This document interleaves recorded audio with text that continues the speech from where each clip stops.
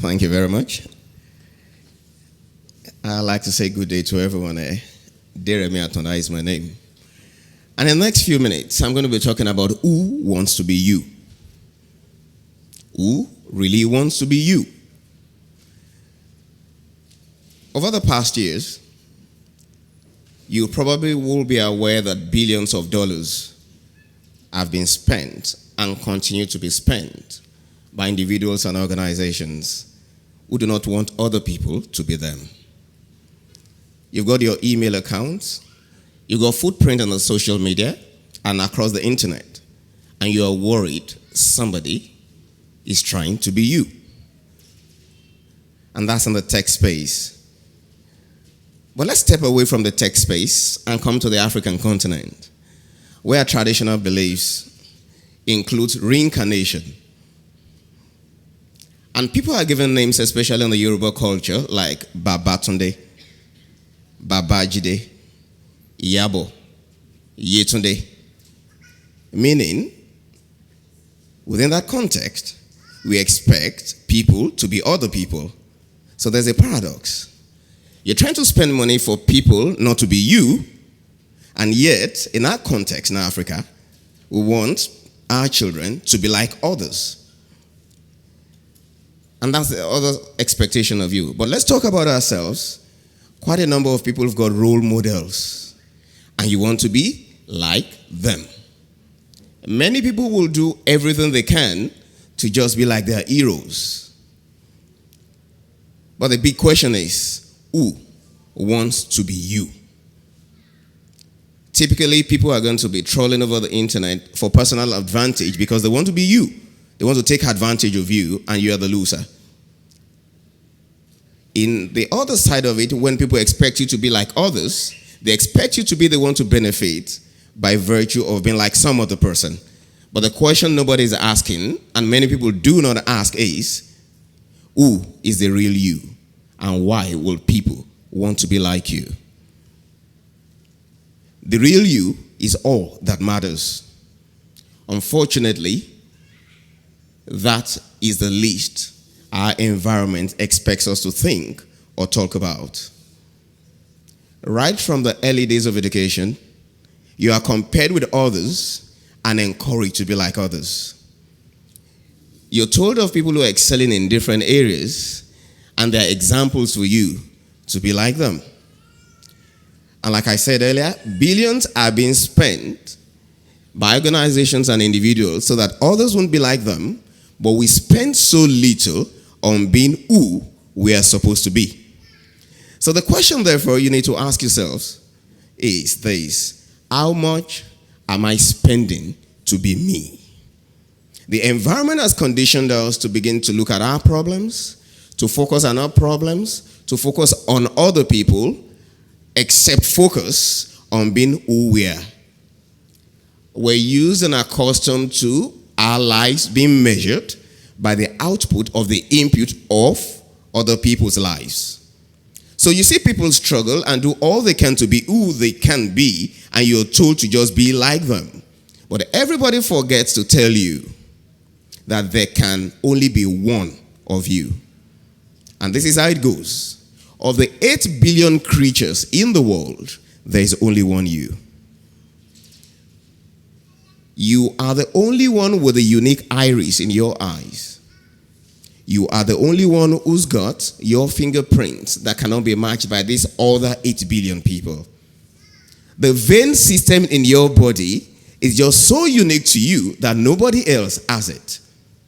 And more importantly, your DNA is irreproducible. But nobody gives us enough room to think about this uniqueness that each one of us brings that no one else can imitate or mimic. Simply put, there's just only one you. And it is time for you to begin to look inwards to say, so what does the real me mean? When would I stop being measured by what other people are who have chosen to become the real them?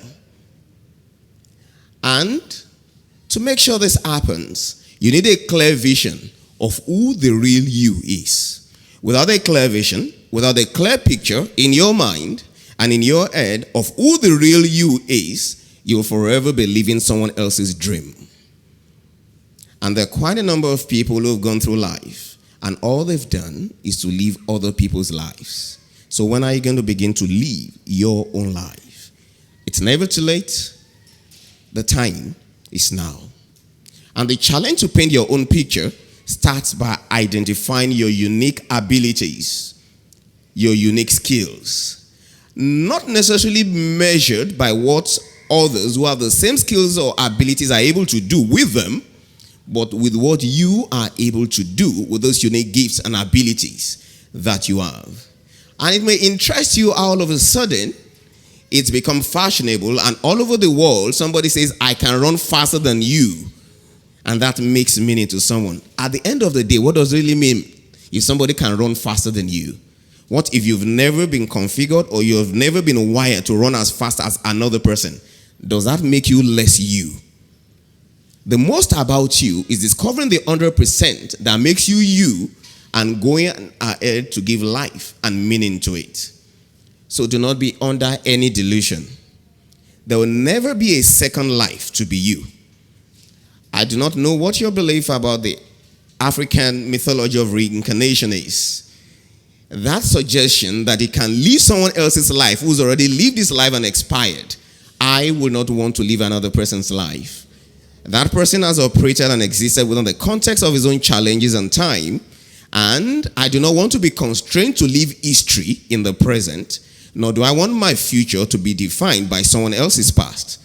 And so in painting the picture of that future that you desire that's going to give you fulfillment, you need to realize that there's only one you. And without the optimal utilization of your skills and abilities, you will only be denying the other 8 billion people on this earth the essence of why you are you. Being you is not being different or being removed from your challenges. It's not different from being removed from the environment that has led to the massive flow of skills from Africa.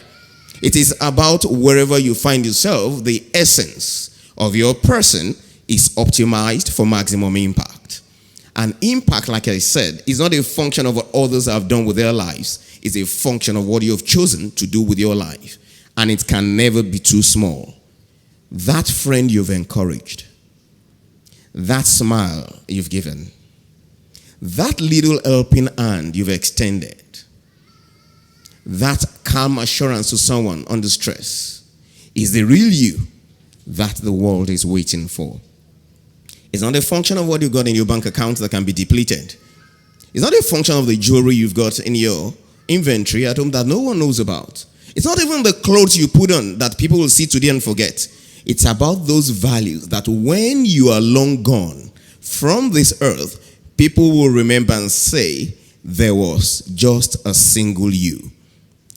And for Africa to arise, you need to know that 30% of the world's mineral deposits are in Africa. 30% in Africa. And it may further interest you to know that Africa has got the world's largest deposit of mineral resources. 40% of the world's reserves of gold are in Africa. 60% of the Earth's reserve of cobalt in Africa. 90% of the world's reserves of platinum is in Africa. Guess what? On this earth, 85% of elephants are in Africa. 99% of lions existing in the world today are in Africa. But there's only one you. It is time for Africa to arise. Africa is waiting for the inimitable you. Thank you.